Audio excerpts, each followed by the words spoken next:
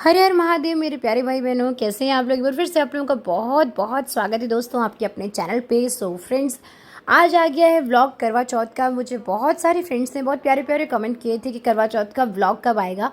वैसे तो मैंने जल्दबाजी में एक मिनी व्लॉग डाल दिया था, वो आप लोगों ने देखा ही होगा। जिन लोगों ने नहीं देखा हो तो वो भी जाकर के देख सकते हैं। तो मैंने इसीलिए मिनी व्लॉग बनाया था बिकॉज मेरे पास टाइम नहीं था, और जो लॉन्ग वीडियोज़ होते हैं उनके लिए थोड़ा सा टाइम देना पड़ता है। तो ये है कुछ प्यारी प्यारी सी झलक मेरे करवा चौथ वीडियोस की, व्लॉग की, करवा चौथ पूजा की। तो यहाँ पर हमने ये लालटेन जलाकर छोड़ा और भगवान जी से प्रार्थना की कि हे भगवान जी, सारी जितनी भी नकारात्मक शक्तियाँ हमारे आसपास हैं वो इन्हीं के साथ में चली जाए आसमान में, और सारा कुछ नेगेटिविटी ख़त्म हो जाए। तो जो करवा चौथ की शुरुआत होती है वो सबसे पहले होती है मेहंदी से। उससे पहले मैंने कुछ ऑनलाइन चीज़ों की शॉपिंग कर ली थी, और यहाँ पर मेहंदी लगवा रही। मेहंदी का वीडियो मैंने पहले ही चैनल पर अपलोड कर दिया है फ्रेंड्स। तो अगर आपने नहीं देखा है तो वो जाकर देख लीजिए। वहाँ पर मैंने आराम से पूरी डिज़ाइन दिखाई है और बहुत सारी अच्छी अच्छी बातें बताई हैं। एक अम्मा की बहुत प्यारी सी कहानी बताई, एक सच्ची कहानी बताई, तो वो भी आप जाकर ज़रूर देखिए। मेहंदी वगैरह जब यहाँ पर मेरी लग गई थी तो आराम से मैंने पूरी रात इसे सुखाया है, बिकॉज़ मैं चाहती थी इस बार मेहंदी को मैं अच्छा खासा टाइम दूँ। क्योंकि जल्दबाजी में जो हम लगाते हैं और सेम डे लगाते हैं, सेम डे काम करते हैं, और हम फीमेल्स के पास तो इतने हज़ारों काम होते हैं कि फिर वो मेहंदी ढंग से रच नहीं पाती। तो मुझे इस बार कोई रिस्क नहीं लेना था, इसलिए मैंने एक दिन पहले शाम को लगवा ली। इन दीदी से मैंने मेहंदी लगवाई, ये बहुत बहुत अच्छी है। इसके बाद झटपट से मैंने मंदिर में सफाई का काम शुरू कर दिया। सबसे पहले अच्छे से पूरा मंदिर साफ़ किया, वहाँ पे पोछा ओछा लगा दिया था, भगवान जी को साफ़ कर दिया। और अब यहाँ पर तैयारी मैं कर रही हूँ करवा चौथ की। तो यहाँ पर हमारे यहाँ पहले मंदिर में पूजा होती है और उसके बाद ऊपर छत पे जो पूजा होती है वो अलग से होती है। यहाँ पर मैं आटे से चौक बना रही हूँ जहाँ पर मैं करवा पूजा करने वाली हूँ। बहुत सारे लोग वो गोल गोल वाला बनाते हैं, वैसे बनाया जाता है, बट क्योंकि मैं स्टार्टिंग से ही ऐसे चौकों में बनाती आई हूँ, मेरी आदत है, तो फिर मैं इसी तरीके से बनाती हूँ और उसके बाद करवा चौथ पूजा जो है मेरी शुरू हो जाती है। तो ये सारा काम मैंने नहा कर किया। नहाने के बाद पहले मंदिर वंदिर साफ़ कर लिया, सारी सेटिंग कर ली। उसके बाद मैं खुद तैयार होने गई, और मैंने भी किया इस बार जमकर मेकअप। मतलब मुझे इस बार बहुत अच्छा तैयार होने का मन था। हालांकि मेकअप बहुत ज़्यादा नहीं है, बस मैंने ज्वेलरीज वगैरह कैरी की है। मेकअप तो नॉर्मली है क्योंकि व्रत में बहुत ज़्यादा मेकअप करने का मन भी नहीं होता है। बट हाँ, ये है कि उसी बहाने हम थोड़ा फ्रेश फील करते हैं। और सच बताऊँ, मुझे लगता है अगर करवा चौथ पे फीमेल्स को तैयार ना होने दिया जाए तो 50% तो व्रत ही नहीं करेंगे। ऐसा मुझे लगता है, मतलब मे बी कि शायद मैं गलत हूँ, बट मुझे ऐसा लगता है कि बहुत सारे लोग तो तैयार होने की वजह से करवा चौथ करते हैं। तो यहाँ पर मैंने नई पायल, नया बिछिया पहना है। महावर जो है कंपलसरी होता है हमारे में। फेस्टिवल्स जो होते हैं उसमें महावर पक्का लगाया जाता है। ये जो पैरों वाला रंग है तो ये मुझे बहुत पसंद है, और इस बार मुझे शॉप में अपनी पसंद का मिल भी गया था। ये वाला महावर मुझे बहुत ही प्यारा, बहुत ही बेस्ट लगता है। अगर आप लोगों को भी चाहिए हो तो आप बता देना, मैं आपके एड्रेस पे सेंड कर दूँगी। इस बार मैंने चूड़ियाँ कुछ यूनिक ली थी, बिकॉज हर बार क्या होता है कि मैं शेड मिलाकर पहनती हूँ। जैसे कि इस बार मेरी ब्लू ड्रेस है या फिर गोल्डन, तो इसके अकॉर्डिंग मुझे ब्लू या फिर गोल्डन कलर की चूड़ियाँ लेनी चाहिए थी। बट मैंने सोचा था कि नहीं, ऐसा नहीं, मुझे इस बार ये वाला शेड पहनना था। और मैं जैसे ही शॉप में गई, बस एक नज़र मुझे पसंद आ गया, तो मैंने कहा मैं बिल्कुल सोचूंगी नहीं, चाहे मेरी ड्रेस कुछ भी हो, बट मैंने चूड़ियाँ तो यही वाली पहननी है। तो इस वजह से मैंने चूड़ियाँ ली, और मैं बस जैसे भी हूँ इतना ही मैं तैयार हुई, क्योंकि बहुत ज़्यादा मैं तैयार हो नहीं पाती। ये देखो मेरी म्याऊं बार बार आके घूम रही है, वो भी सोच रही थी कौन आ गया अचानक से। तो गाइज़, इसके बाद फिर अब हम जब तैयार हो गए तो मंदिर में आ गए।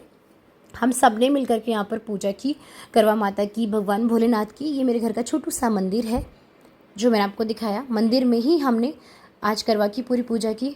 मेरे पति देव ने भी मेरे साथ पूरी पूजा कराई, इन्होंने मुझे कथा सुनाई, और उसके बाद बहुत ही अच्छा लगता है। एक जो साथ में आरती करना और पूजा करना, तो मुझे लगता है वर्ल्ड का जो सबसे बेस्ट काम है वो यही है कि एक कपल एक साथ बैठकर, एक पति पत्नी एक साथ बैठकर मंदिर में पूजा करें।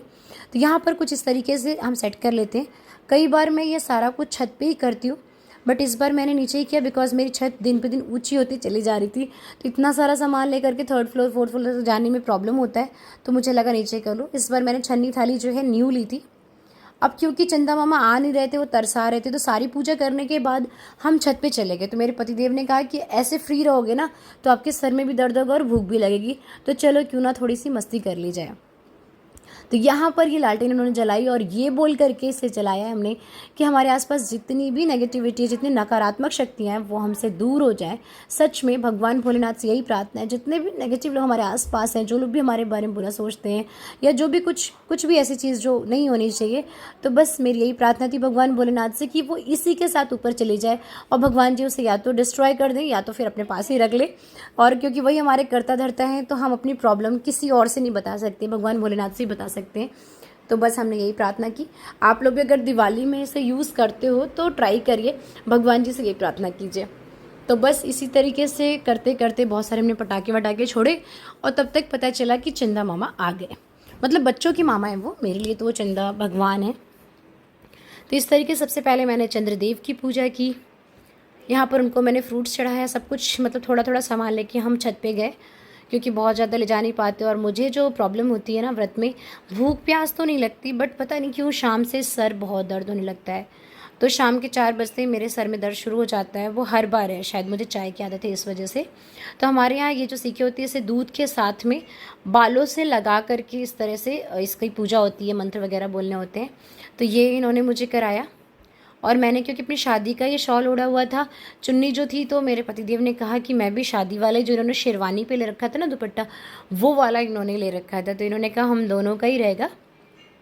और फिर मैंने यहीं से चंद्र देवता को अर्घ दिया, धूप दीप किया और बहुत अच्छा लग रहा था। सब लोग अपनी छतों से पूजा कर रहे थे, अपने अपने तरीके से कर रहे थे। और उसके बाद यहाँ पर मैंने पूरी प्रॉपर पूजा करी।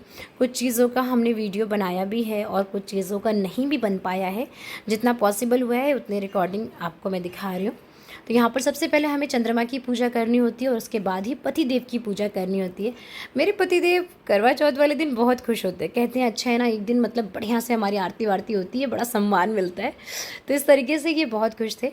और ये देखिए ठीक पीछे आपको दिख रहा होगा बहुत प्यारे से चंदा मामा, फिर से मैंने मामा बोल दिया, आई एम सॉरी गाइज, चंद्र देवता, राइट, चंद्र देवता निकल गए हैं। एक्चुअली बच्चों को चंदा मामा बोलते बोलते आदत हो गई है। तो फ्रेंड्स वैसे तो मैं आप लोगों को बहुत सारे टिप्स देती रहती हूँ, बट इफ़ पॉसिबल ना तो मुझे कोई टिप्स देना। मेरा गला जो है कुछ परमानेंट ही मुझे लग रहा है ख़राब होता जा रहा है। पहले की वीडियोस आप मेरे देखोगे, मेरी इतनी प्यारी सुरीली आवाज़ आती थी, बट इन दिनों स्कूल में शायद बच्चों को चिल्लाने की वजह से या I don't know why, but ना कंटिन्यू मैं चिल्लाती रहती हूँ कभी बच्चों को ट्यूशन में, कोचिंग में, स्कूल में। तो उसकी वजह से मुझे ऐसा लग रहा है कि मेरा गला जो है ठीक ही नहीं हो पा रहा, रिपेयर नहीं हो पा रहा है। तो कुछ परमानेंट सोल्यूशन अगर आपके पास हो तो प्लीज़ मुझे बताइएगा, बिकॉज टीचिंग जॉब में तो बहुत सारे लोग होंगे, तो शायद उनके पास कुछ आइडिया हो, क्योंकि मुझे अपनी ये वाली आवाज़ बिल्कुल अच्छी नहीं लग रही है।